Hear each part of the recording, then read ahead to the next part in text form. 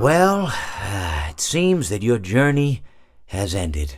Very sorry about that. It was always going to end this way, of course. If it weren't by me, it would have just been by some other, terrible thing. Just, you could not imagine how terrible it would be.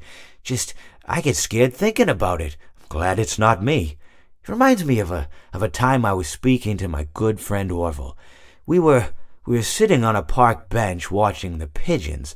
I was on the left, he was on the... Oh, wait, was I on the right or left? Anyways, it doesn't matter. We were sitting on there watching the pigeons. And I said to Orville, "Friend, those birds are frozen." And he kind of looked at me like I'd lost my mind. But I reminded him that it was winter, and often birds will sit in a tree until they freeze.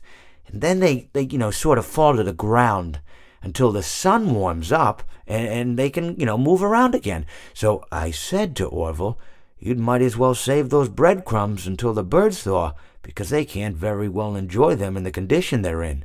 To which he asked what I meant, and asking what condition the crumbs should be in before he threw them to the birds, assuming that I meant the birds couldn't enjoy the breadcrumbs in the condition that the crumbs were in, when in fact I had meant the birds could not enjoy them in the condition that the birds were in, considering that the birds were frozen.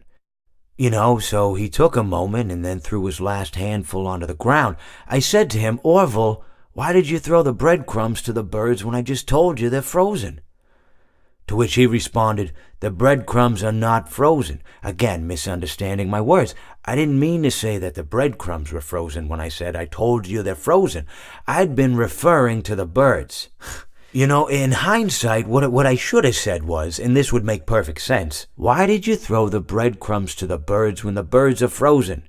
He misunderstood upon my correction, stating that he didn't know what else to do with the breadcrumbs, and that perhaps, when the birds thawed, they'd still be able to eat the crumbs. So I said to Orville, and this is what I said to him, I said, "Orville, the birds may be dead,